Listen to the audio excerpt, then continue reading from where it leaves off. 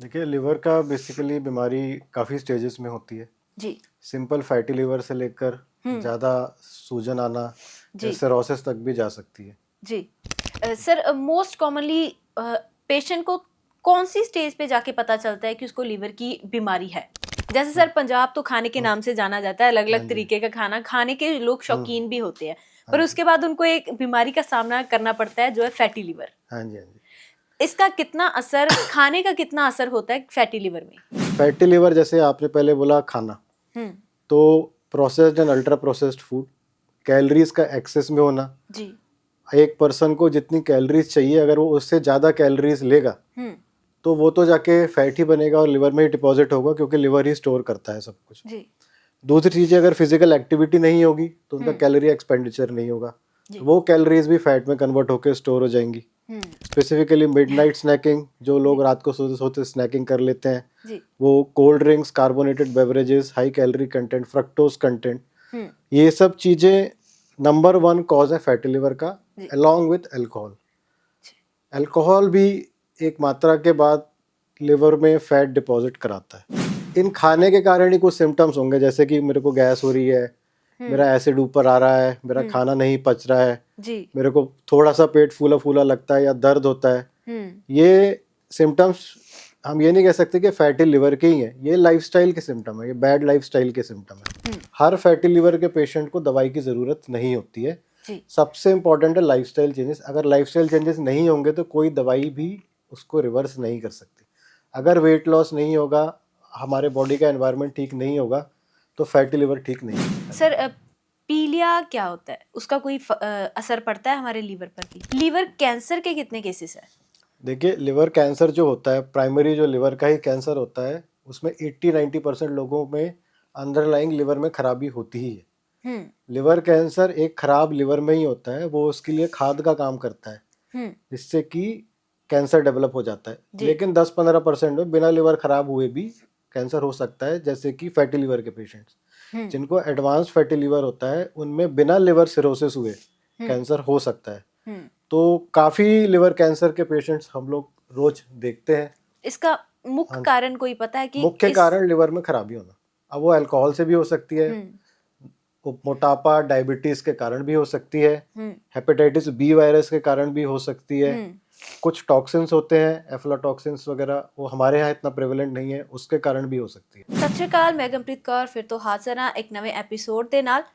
ਇਹ ਐਪੀਸੋਡ ਉਹਨਾਂ ਲੋਕਾਂ ਦੇ ਲਈ ਤਾਂ ਬਹੁਤ ਜਾਣਕਾਰੀ ਵਾਲਾ ਹੋਏਗਾ ਜਿਹੜੇ ਕਿ ਲੀਵਰ ਦੀਆਂ ਬਿਮਾਰੀਆਂ ਦੇ ਨਾਲ ਜੂਝ ਰਹੇ ਨੇ, ਤੇ ਬਾਕੀ ਲੋਕਾਂ ਦੇ ਲਈ ਵੀ ਸਾਵਧਾਨੀ ਦੇ ਲਈ ਇਹ ਐਪੀਸੋਡ ਬਹੁਤ ਚੰਗਾ ਹੋਏਗਾ, ਕਿਉਂਕਿ ਅੱਜ ਸਾਡੇ ਸਟੂਡੀਓ ਪਹੁੰਚੇ ਨੇ liver specialist doctor Saurabh Mishra. सत श्री अकाल सर। नमस्ते जी। नमस्ते सर। लीवर की बीमारी, इसमें कौन कौन सी बीमारी को हम टारगेट कर सकते हैं? देखिए, लिवर का बेसिकली बीमारी काफ़ी स्टेजेस में होती है। जी। सिंपल फैटी लिवर से लेकर हम्म। ज़्यादा सूजन आना या जी। सिरोसिस तक भी जा सकती है। जी। और कुछ केसेस में उस लिवर में गांठ होना या कैंसर होना भी हो सकता है, हम्म। जिससे कि लाइफ स्पैन बहुत ही कम हो जाता है। जी। तो इन सब बीमारियों के या लिवर में खराबी आने के बहुत सारे कारण हैं, हम्म। जो कि इस एपिसोड के माध्यम से मोस्ट लाइकली हम डिस्कस करेंगे। जी। सर, मोस्ट कॉमनली पेशेंट को कौन सी स्टेज पे जाके पता चलता है कि उसको लीवर की बीमारी है?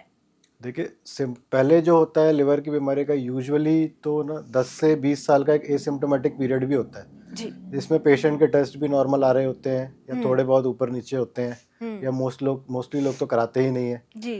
या उस 20 साल के बाद ही कुछ ऐसी चीज़ होती है जिससे उनको पता लगता है कि मेरे लिवर में खराबी है, जैसे पेट में पानी आ जाना, आंखों में पीलापन आ जाना, किसी को ब्लैक कलर का मोशन पास होना, खून उल्टी में खून आना। जी। ये बहुत ही लेट स्टेज है।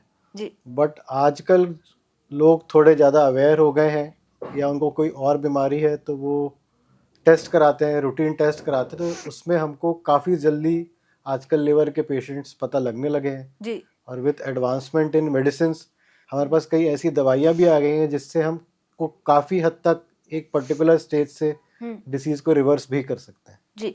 जैसे सर पंजाब तो खाने के नाम से जाना जाता है, अलग हाँ अलग जी, तरीके का खाना खाने के लोग शौकीन भी होते हैं, हाँ पर जी, उसके बाद उनको एक बीमारी का सामना करना पड़ता है जो है फैटी लिवर। हाँ जी, हाँ जी। इसका कितना असर, खाने का कितना असर होता है फैटी लिवर में?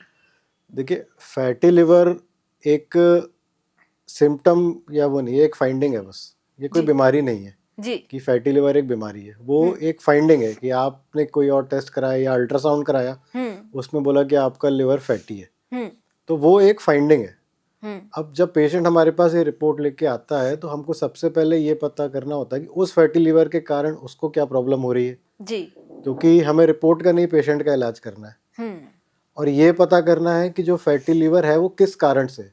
जी फैटी लिवर जैसे आपने पहले बोला खाना, हम्म तो processed and ultra processed food, calories का एक्सेस में होना। जी एक पर्सन को जितनी कैलोरीज चाहिए अगर वो उससे ज़्यादा कैलोरीज लेगा हम्म तो वो तो जाके फैट ही बनेगा और लिवर में ही डिपॉजिट होगा, क्योंकि लिवर ही स्टोर करता है सब कुछ। जी दूसरी चीज़, अगर फिजिकल एक्टिविटी नहीं होगी तो उनका हम्म कैलोरी एक्सपेंडिचर नहीं होगा, जी तो वो कैलोरीज भी फैट में कन्वर्ट होकर स्टोर हो जाएंगी। हम्म तो excess calories, processed ultra processed food, snacking, specifically midnight snacking, जो लोग जी रात को सोते सोते स्नैकिंग कर लेते हैं, जी वो cold drinks, carbonated beverages, high calorie content, fructose content, hmm ये सब चीज़ें नंबर 1 कॉज है फैटी लिवर का, जी अलॉन्ग विथ अल्कोहल।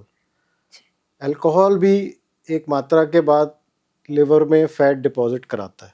जी उसके अलावा भी कई कारण हैं। इसके कोई सिम्टम्स होते हैं या फिर ऐसे ही पता मोस्टली चलता है? अर्ली स्टेजेस में कोई सिम्टम नहीं होगा पेशेंट को। हम्म पेशेंट को अ, इन खाने के कारण ही कुछ सिम्टम्स होंगे, जैसे कि मेरे को गैस हो रही है, हम्म मेरा एसिड ऊपर आ रहा है, मेरा हम्म खाना नहीं पच रहा है, जी मेरे को थोड़ा सा पेट फूला फूला लगता है या दर्द होता है। हम्म ये सिम्टम्स हम ये नहीं कह सकते कि फैटी लिवर के ही हैं, ये लाइफस्टाइल के सिम्टम है, ये बैड लाइफस्टाइल के सिम्टम है।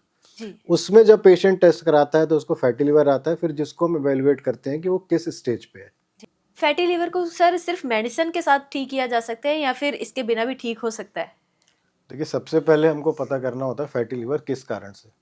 एक तो मैंने बताया डाइट एंड लाइफस्टाइल, जी जी जी दूसरा है अल्कोहल, हम्म तीसरा है हेपेटाइटिस बी या हेपेटाइटिस, उसमें भी लिवर में फैटी चेंजेस आ सकते हैं। हम्म तीसरा चौथा होता है कुछ जेनेटिक डिसीजेज होते हैं, उसमें भी फैटी लिवर आ सकता है। हम्म तो फर्स्ट ऑफ ऑल हमारा एम होता है कि फैटी लिवर क्यों है वो पता करना।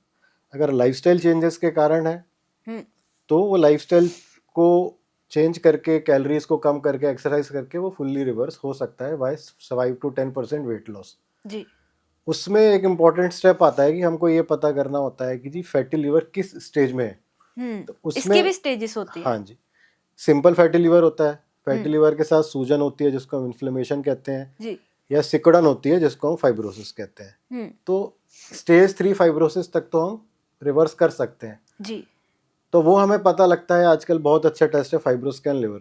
अगर किसी पेशेंट को प्रॉपरली प्रिपेयर करके एडिक्वेट तरीके से फाइब्रोस्कैन किया जाए तो वो आपको बहुत अच्छी इन्फॉर्मेशन देता है कि लिवर में कितना फैट है और कितनी फाइब्रोसिस है। हम्म तो जिस पेशेंट में फाइब्रोसिस होती है केवल वो पेशेंट ट्रीटमेंट के लिए एलिजिबल होता है, ड्रग के लिए एलिजिबल होता है। हम्म हर फैटी लिवर के पेशेंट को दवाई की ज़रूरत नहीं होती है। जी सबसे इम्पॉर्टेंट है लाइफस्टाइल चेंजेस। अगर लाइफस्टाइल चेंजेस नहीं होंगे तो कोई दवाई भी उसको रिवर्स नहीं कर सकती। अगर वेट लॉस नहीं होगा, हमारे बॉडी का एनवायरनमेंट ठीक नहीं होगा, तो फैटी लिवर ठीक नहीं होगा। जी हाँ जी। सर पीलिया क्या होता है? उसका कोई असर पड़ता है हमारे लीवर पर भी? देखिए, पीलिया भी अगेन एक साइन है। आंखों में पीलापन आना या यूरिन ज़्यादा येलो आना, जी जी ये एक साइन है।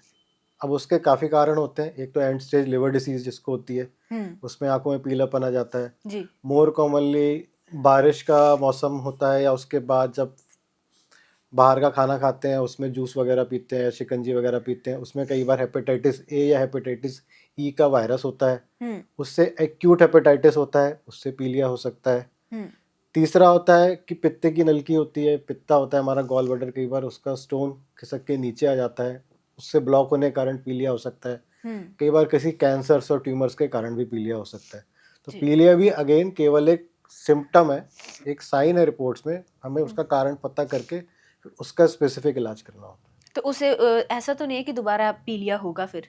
वो भी उसकी इटियोलॉजी या उसका कारण क्या है उस पर डिपेंड करता है कि उसको पीलिया था क्यों। सर हमारे इंडिया में लीवर, चलो फैटी लीवर के तो बहुत सारे केसेस आते हैं, हाँ जी। लीवर कैंसर के कितने केसेस हैं? देखिए, लिवर कैंसर जो होता है, प्राइमरी जो लिवर का ही कैंसर होता है, उसमें 80-90% लोगों में अंडरलाइंग लिवर में खराबी होती ही है। लिवर कैंसर एक खराब लिवर में ही होता है, वो उसके लिए खाद का काम करता है जिससे कि कैंसर डेवलप हो जाता है। लेकिन 10-15% में बिना लिवर खराब हुए भी कैंसर हो सकता है, जैसे कि फैटी लिवर के पेशेंट्स जिनको एडवांस फैटी लिवर होता है उनमें बिना लिवर सिरोसिस हुए कैंसर हो सकता है। तो काफी लिवर कैंसर के पेशेंट्स हम लोग रोज देखते हैं। इसका मुख्य कारण कोई पता है कि मुख्य कारण लिवर में खराबी होना, अब वो अल्कोहल से भी हो सकती है, मोटापा, डायबिटीज के कारण भी हो सकती है, हेपेटाइटिस बी वायरस के कारण भी हो सकती है, कुछ टॉक्सिन्स होते हैं एफ्लाटॉक्सिन्स वगैरह, वो हमारे यहाँ इतना प्रेवलेंट नहीं है, उसके कारण भी हो सकती है।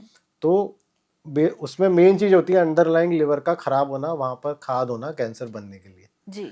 तो कारण कोई भी हो सकता है, अगर लिवर में खराबी है तो कैंसर डेवलप हो सकता है। टेक्निकली हमारा इंडिया भी अब बहुत आगे पहुंच चुका है, तो लीवर कैंसर कौन सी स्टेज तक हो कि हम इंसान को पूरी तरीके से ठीक कर सकते हैं? देखिए, लिवर कैंसर आज की डेट में अगर वो कैंसर लिवर के अंदर अंदर ही है, लिवर से बाहर नहीं गया है, तो उसका कंप्लीट ट्रीटमेंट हो सकता है लिवर ट्रांसप्लांट के द्वारा जी। अगर लिवर कैंसर लिवर के बाहर भी चला गया है तो आजकल 2-3 टाइप की नई इम्यूनोथेरेपी होती है जिसमें हम शरीर की ही इम्यूनिटी उसके कैंसर के अगेंस्ट डाइवर्ट कर देते हैं जी। तो उस इम्यूनोथेरेपी से भी 30-40% पेशेंट्स में काफ़ी अच्छा रिस्पॉन्स आता है। तो जो पहले सर्वाइवल लिवर कैंसर का 3 से 6 महीने ही था, अब उन दवाइयों से वो उनकी लाइफ में 6 से 8 महीने 10 महीने और ऐड करता है। किसी किसी पेशेंट्स में काफ़ी अच्छा रिस्पॉन्स आता है, ट्यूमर चला भी जाता है, उनमें हमें मेंटेनेंस पर इम्यूनोथेरेपी देनी पड़ती है। वो रेयर केसेस होते हैं, लेकिन विद एडवांसमेंट इन टेक्निक्स, उनको जलाने के टेक्निक, इम्यूनोथेरेपी के थ्रू पेशेंट्स का सर्वाइवल और क्वालिटी ऑफ लाइफ काफ़ी इंप्रूव हो सकता है। सर, किस स्टेज तक पेशेंट को पता चल जाता है कि उसको कैंसर है? देखिए, जिनको पहली बार ही पता लगता है कि हमें कैंसर है वो तो यूजुअली एडवांस स्टेज में ही आते हैं। हमारा होता है एम कि जिसको लिवर सिग्निफिकेंट लिवर डिसीज है, हम उनको 6 मंथली 12 मंथली फॉलो अप करते हैं। कुछ ऐसे टेस्ट कराते हैं जिससे हमको पता लगे अगर लिवर में गांठ बन रही है तो हमको जल्दी से जल्दी पता लग जाए। तो अगर किसी को भी लिवर में फाइब्रोसिस है या सिरोसिस है या थोड़ी बीमारी है, वो अपना रूटीन चेकअप कराना चाहिए, जिससे कि अगर कैंसर डेवलप हो तो हमको अर्ली स्टेज में पता लगे, जिससे कि बिना ट्रांसप्लांट के भी उसकी सर्जरी से रिसेक्शन करके उसको ठीक किया जा सके। जी सर, लिवर सिरोसिस क्या होता है? लिवर सिरोसिस, जैसे मैंने बोला, लिवर की काफ़ी स्टेजेस होती हैं। उसमें सिकुड़न की स्टेजेस होती हैं। तो जो F4 और लास्ट स्टेज होती है, उस जब लिवर में नोड्यूल्स बन जाती हैं, उसको हम सिरोसिस कहते हैं। और सर, एक लिवर में जैसे पथरी बनती है तो कई बार तो डॉक्टर कहते हैं कि इसका इलाज सिर्फ ऑपरेशन है, इसके अलावा नहीं हो सकती। लिवर मतलब गॉल ब्लैडर में पथरी बनती है, लिवर के अंदर तो बहुत रेयर है पथरी बनना, नहीं बनती है। गॉल ब्लैडर में पित्ते में पथरी बनती है। तो उसके भी क्राइटेरियाज होते हैं। अगर पेशेंट सिम्टोमेटिक है, पथरी का साइज बहुत बड़ा है या पथरी पित्ते के नेक को ब्लॉक कर रही है, फिर तो सर्जरी ही से ही वो ठीक हो सकता है। अगर पथरी बहुत छोटी है, 5 mm से भी कम है, ये सिम्टोमेटिक है, पेशेंट को कोई दिक्कत नहीं है, तो हम 3 से 6 महीने कुछ दवाइयाँ देके ट्राई कर सकते हैं कि वो पथरी घुल जाए अपने आप। हाँ जी सर, पथरी किसी को भी हो सकती है या फिर ऐसा होता है कि कोई अलग किसी की डाइट है उसी को होती है? देखिए, यूजुअली अगर रिस्क फैक्टर्स देखे जाए, वो तो कुछ भी किसी में भी सकता है, लेकिन रिस्क फैक्टर्स देखे जाए तो जो लोग को में मोटापा होता है, फैट होते हैं, जिनका लिपिड प्रोफाइल डिरेंज होता है, किसी को फैमिली हिस्ट्री होती है, जिनका रैपिड वेट लॉस होता है, उनमें पथरी बनने के चांसेस ज़्यादा होते हैं। पथरी बनती क्यों है? पथरी वही हमारा, जैसे जब हमारा लिवर है वो पित्ते को बनाता है, वो पित्ता नीचे जाके हमारे गॉल ब्लैडर में स्टोर होता है जी। तो वहाँ स्टोर होता रहता है। अगर वो ज़्यादा गाढ़ा हो जाए तो उसमें क्रिस्टलाइज करके स्टोन्स बन जाते हैं जी। वही गॉल ब्लैडर स्टोन्स होते हैं, जो कि बेसिकली फैट के स्टोन्स होते हैं मोस्टली। कई बार इन्फेक्टिव भी होते हैं, बट वो बेसिकली क्रिस्टलाइज्ड फैट ही होता है। जी, ऐसा भी होता है ना सर, जैसे किसी को पेट दर्द हो रहा है, लिवर की कोई भी बीमारी होती है, तो लोग पहले कोई भी अपनी तरफ से मेडिसिन ले लेते हैं, उसके साइड इफेक्ट होते हैं? देखिए, हर मेडिसिन का जिसका इफेक्ट होता है उसका थोड़ा साइड इफेक्ट होता है जी। तो हमेशा हमें ओवर द काउंटर मेडिसिन लेने से अवॉइड करना चाहिए जी। जो पेन किलर्स होते हैं उनको अवॉइड ही करना चाहिए। कुछ सेफ दवाइयाँ हैं, हमेशा डॉक्टर के कंसल्टेशन के साथ ही लेना चाहिए और लिमिटेड ड्यूरेशन के लिए लेना चाहिए। हमारा एम हमेशा यही होता है कि दवाई का डोज कम से कम किया जाए, और एक टाइम के बाद उस दवाई को बंद किया जाए सिम्टम इम्प्रूवमेंट के बाद। जी। ऐसे मैं वैसे ये पूछ रही थी, जैसे घर पे लोग पहले बीमारी का टेस्ट नहीं करवाते, उनको लगता है कि शायद छोटी मोटी बीमारी है, तो कोई भी दवाई ले लेते हैं। हाँ जी, देखिए कुछ चीज़ें तो होती हैं, जैसे सबको अपना बॉडी के बारे में ज़्यादा अच्छा पता होता है एज कम्पेयर टू एनीबडी जी जी एल्स। जी। तो कुछ डेंजर साइंस होते हैं, जैसे किसी का सिग्निफिकेंट वेट लॉस हो रहा है, उनका खाना अंदर जा ही नहीं रहा है, खाना फंस रहा है, उनको जो सिम्टम है, उनकी नींद खुल जा रही है उस सिम्टम से, नींद ही नहीं आ रही है, पेट फूल रहा है, पेट में कोई गांठ फील हो रही है, खून कम हो रहा है, लैट्रिन काली आ रही है, तो ये सब डेंजर साइंस है, अलार्म सिम्टम्स है। अगर ऐसा किसी को भी होता है तो इसमें तो सेल्फ मेडिकेट करना ही नहीं है, इसमें आपको जल्दी से जल्दी स्पेशलिस्ट के पास या अपना जो भी फैमिली डॉक्टर है उनके पास जाके कंसल्ट करके एवेलुएट करा के ही ट्रीटमेंट करना है। Thank you so much sir, ਤੁਸੀਂ ਇੰਨਾ ਆਪਣਾ ਟਾਈਮ ਸਾਨੂੰ ਦਿੱਤਾ। ਤੇ ਜਾਂਦੇ ਜਾਂਦੇ ਸਰ, ਲੋਕਾਂ ਨੂੰ ਕੋਈ ਮੈਸੇਜ ਦੇਣਾ ਚਾਹੋਗੇ ਕਿ ਆਪਣੀ ਸੈਲਫ केयर ਕਿੱਦਾਂ ਕਰ सकते हो? देखिए मैसेज तो यही है कि आजकल जो मोस्ट ऑफ द बीमारियां हैं वो लाइफस्टाइल के कारण ही है जी। मोस्ट ऑफ द डिसीज, चाहे एसिडिटी हो, चाहे डिस्पेप्सिया हो, GERD हो, फैटी लिवर हो, कार्डियक डिसीज हो, ब्रेन डिसीज हो, stroke, they are all lifestyle diseases. Non communicable, पहले होता था कि इन्फेक्शन हो गया, कॉलरा हो गया, बहुत लोगों की डेथ हो गई। आज की डेट में नया एपिडेमिक आया है नॉन कम्युनिकेबल डिजीज, मतलब एक दूसरे से नहीं फैलती है लेकिन वो हमारी लाइफस्टाइल के कारण है। तो खाना जो है क्लीन खाएं, कैलोरीज को क्लीन रखें, अननेसेसरी कैलोरीज ना लें, थोड़ा थोड़ा बार बार खाएं, डिनर जल्दी करें, खाना खा के वॉक करें, और बहुत मीठा सिंपल कैलोरीज को ना लें। Processed, ultra processed, fast food, जो फूड को प्रिजर्व करके फ्रिज में रखा जाता है या जिसको लंबे समय तक रख सकते हैं, फ्रोज़न फूड्स, ये सब अवॉइड करना चाहिए। फ्रेश मील्स हमेशा हमेशा लेनी चाहिए। सैलड्स एंड फाइबर्स को डाइट में बढ़ाना चाहिए। ये हमारे बड़े बड़े बहुत टाइम से बोलते हुए आ रहे हैं, तो यही है जो हमें लाइफस्टाइल को अच्छा कर सकता है। Thank you so much sir, thank you. ਤੇ ਤੁਸੀਂ ਵੀ ਸਾਡੇ ਨਾਲ ਜੁੜੇ ਰਹੋ, ਮੁੜ ਤੋਂ ਹਾਜ਼ਰ ਹੋਵਾਂਗੇ ਇੱਕ ਨਵੇਂ ਐਪੀਸੋਡ ਦੇ ਨਾਲ।